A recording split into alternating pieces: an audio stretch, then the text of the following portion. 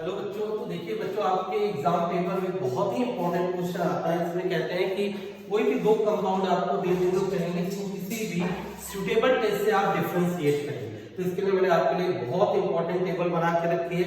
आप इसका स्क्रीनशॉट ले लीजिए और इसके अकॉर्डिंग आपको विद इन 10 मिनट में, अगर आप इसको 10 मिनट ध्यान से देख लेंगे तो आप इस सारे टेस्ट अच्छे से सीख लेंगे और आप एग्जाम में इसका क्वेश्चन जरूर अटेम्प्ट करिएगा और आप कर भी लेंगे। तो जैसे हमने क्या किया है, इसके हमने एक टेबल बनाई है और आप इस टेबल को बहुत ध्यान से देखिएगा।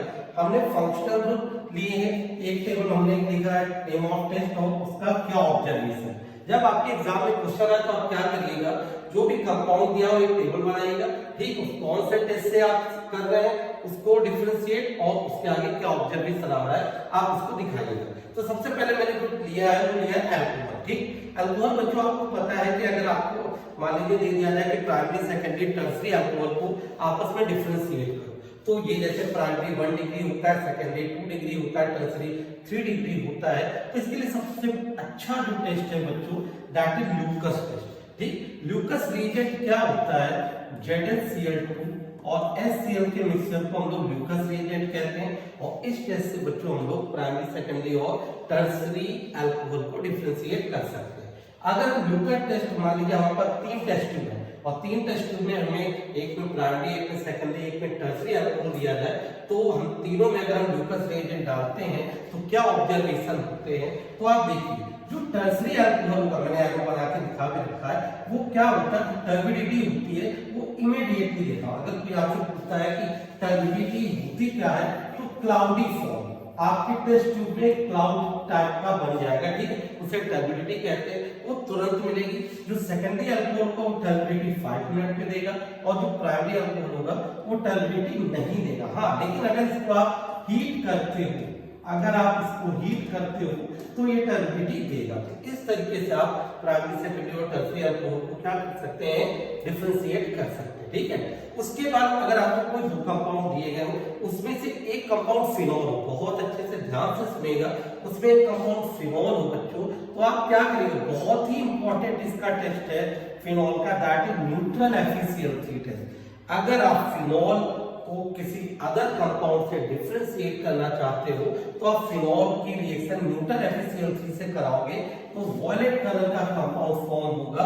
ठीक, तो इससे आप अगर एक कंपाउंड फिनोल है, एक कंपाउंड कोई और है, तो आप डिफरेंशिएट कर सकते हैं।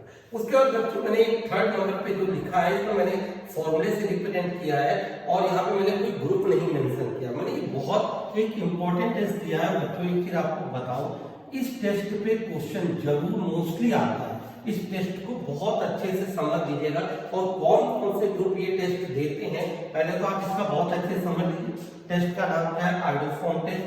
और आइडोफॉर्म टेस्ट किसके साथ होता है, NaOH+I2। वैसे ये एक हेलोफॉर्म टेस्ट की कैटेगरी है, इसको हम लोग ऐसे भी करा सकते हैं, NaOI से भी, या NaOH+I2 भी लिख सकते हैं। ठीक, आइडोफॉर्म कौन कौन देते हैं, देखिए बच्चों, जिसमें भी मेथिल कीटोन ग्रुप लगा, ये मेथिल ये कीटोन कोई भी कंपाउंड है, अगर उस कंपाउंड में आपके कोई भी कंपाउंड है, उस कंपाउंड में अगर आपके मेथिल कीटोन लगा है, मतलब कि जैसे आपसे कहा जाए कि प्रोपेनॉन एंड ब्यूटेनॉन, तो अगर हम देखें तो प्रोपेनॉन ये होता है, ठीक है, ये प्रोपेनॉन है। और अगर हमसे कहें कोई पेंटेन-3 है, ठीक है, तो उसके लिए हम क्या करेंगे, पेंटेन-3 है, अगर उसके लिए हम क्या करेंगे, तो आपसे कौन मतलब इसमें से आइडोफॉर्म टेस्ट देगा, तो ये वाला देगा, क्योंकि इसके अंदर क्या लगा है, मेथिल कीटोन। तो जो बच्चों जिसके अंदर मेथिल कीटोन ग्रुप लगा हो, यानी CH3 के बाद CO आता हो, हर एक कंपाउंड आइडोफॉर्म टेस्ट देता है। उसके अलावा जिसमें भी अल्कोहल जो सेकंड कार्बन पे लगा, बहुत ध्यान से देखिएगा, जैसे मैंने लिखा है CH3C और C के साथ हमने OH लिखा है, तो जिसमें भी जो अल्कोहल है उस सेकंड कार्बन पे OH ग्रुप लगा होगा वो कंपाउंड भी इसको देता है। जैसे कि मैंने कहा कि ये है, जैसे कीटोन था तो कीटोन देता है, CH3 यानी जो सेकंड कार्बन है C उसके साथ OH लगा है, तब भी वो कंपाउंड आइडोफॉर्म टेस्ट देगा। आपसे कोई कहे क्या एल्डिहाइड देगा, तो अगर हम इसकी बात करें तो जैसे आप ध्यान रखो कि जैसे ये कंपाउंड है CH3COH, अब आप बताइए, वैसे तो एल्डिहाइड है लेकिन इसमें भी क्या लगा है, CH3CO लगा है, तो जब भी डिस्टिंग्विश करने को आए, सबसे पहले आप क्या करिएगा, उसका स्ट्रक्चर बनाइएगा और स्ट्रक्चर बना के देखिएगा। अगर मेथिल कीटोन में CH3CO आ रहा हो या आपका सेकंड कार्बन पे OH आ रहा हो तो हर वो कंपाउंड आयोडोफॉर्म टेस्ट देगा और बहुत आसानी से आप इसको डिफरेंशिएट कर ले जाओगे। तो ये एक बहुत ही इंपॉर्टेंट टेस्ट था जिसका नाम बच्चों क्या था, आयोडोफॉर्म था। उसके बाद हम आते हैं एल्डिहाइड। ठीक, एल्डिहाइड अगर एलिफैटिक है या एरोमेटिक है, पहले हम एलिफैटिक की बात करेंगे। जो एलिफैटिक एल्डिहाइड है वो टॉलेंस टेस्ट से आप डिफरेंशिएट कर सकते हो। ठीक है, होता क्या है, जैसे दो कंपाउंड आपको दिए जाते हैं एग्जाम में, ठीक, तो आप क्या करते हो, एक को लिखोगे कि ये इससे रिएक्ट कर रहा है, प्रोडक्ट बनाया, दूसरे में लिख दोगे नो रिएक्शन, आपको मार्क्स नहीं मिलता।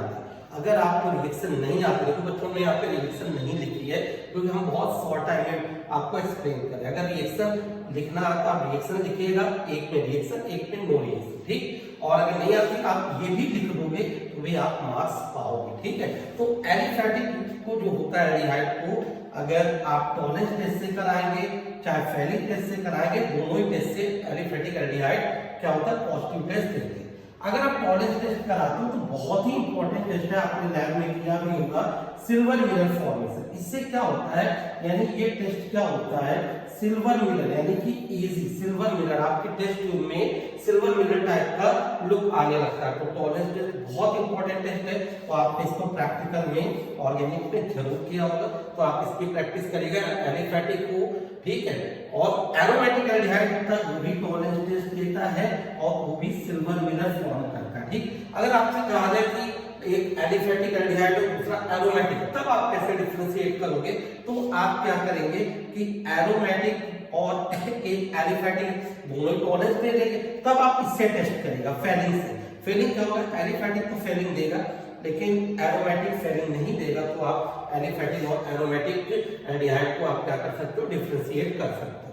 तो बच्चों इसमें आपको क्या होता है, बहुत अच्छे से रिप्रेजेंट करिएगा, बहुत ही इंपॉर्टेंट क्वेश्चन होता है। आप टेस्ट लिखिएगा, ठीक, ऑब्जर्वेशन लिख दीजिएगा, रिएक्शन आती है सो गुड रिएक्शन आप जरूर लिखिएगा, एक में लिखिएगा जो रिएक्शन देता है उसमें रिएक्शन लिख दीजिएगा, जो नहीं देता उसमें रिएक्शन आप लिख दीजिएगा नो रिएक्शन। और मैंने इसे आयोडोफॉर्म टेस्ट बताया था, उसमें येलो पीपीटी बनता है, वो येलो पीपीटी किसका बनता है, CH3 का, किसका बनता है, CH3, ठीक, इसको आयोडोफॉर्म कंपाउंड कहते हैं। तो बच्चों हम लोग नेक्स्ट पर चलते हैं। नेक्स्ट क्या है हमारा, तो अगला है टेबल, वो हम लोग लाते हैं नेक्स्ट कंपाउंड। ठीक, तो जो नेक्स्ट कंपाउंड है उसकी अगर हम बात करें, अगला फंक्शनल ग्रुप जो मैं ले रहा हूँ, ठीक है, उसकी अगर मैं बात करता हूँ तो देखिए कार्बोक्सिलिक लिखा है, कार्बोक्सिलिक एसिड बहुत इंपॉर्टेंट है और आप क्लास 10 से इसको पढ़ते चले आ रहे हैं कि NaCO3 टेस्ट यानी कि sodium bicarbonate, sodium bicarbonate test, sodium bicarbonate test है।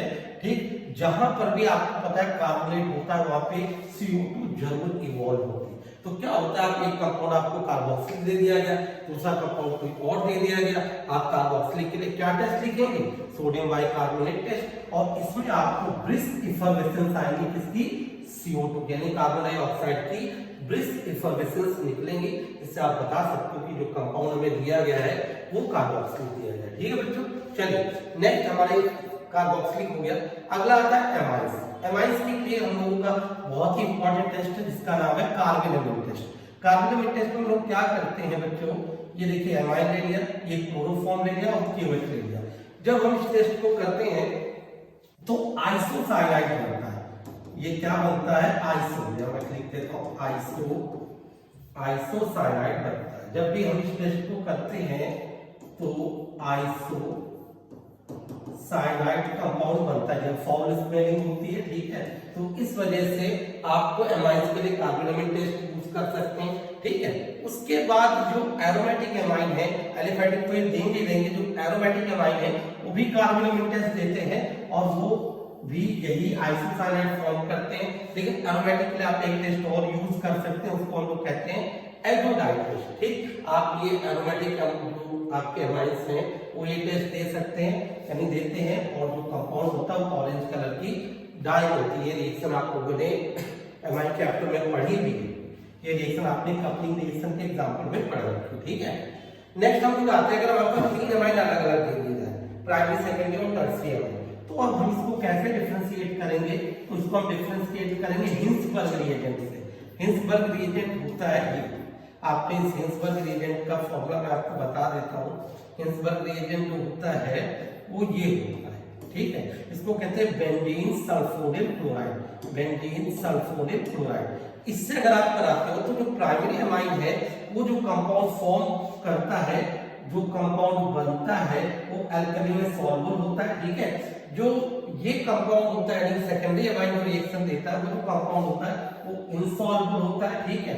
और जो टर्सरी होता है अमाइन वो ये रिएक्शन नहीं देता है, वो ये रिएक्शन नहीं देता है, ठीक है। यानी ये क्या होता है, ये सॉल्युबल होता है किसमें, अल्कली में, ठीक है। ये इनसॉल्युबल होता है सेकेंडरी वाला, और जो टर्सरी होता है वो रिएक्शन नहीं देता। तो इस तरीके से आप क्या करोगे कि आप प्राइमरी, सेकेंडरी और टर्सरी अमाइंस को भी डिफरेंशिएट कर सकते हैं। तो बच्चों ये हमने एक टेबल दी थी, इस टेबल का आप स्क्रीनशॉट ले लीजिए और इस स्क्रीनशॉट लेकर आप इसको बहुत अच्छे से पढ़ लीजिए। आपका एक क्वेश्चन देखिए हमारे पास जिस हिसाब से टाइम है उस हिसाब से बहुत शॉर्ट में प्रिपेयर करेंगे तो अच्छे मार्क्स ला सकते हैं, ठीक है। तो ये आप एक केमिकल डिस्टिंग्विश का क्वेश्चन आप इस टेबल से आप श्योर कर सकते हैं, ठीक है।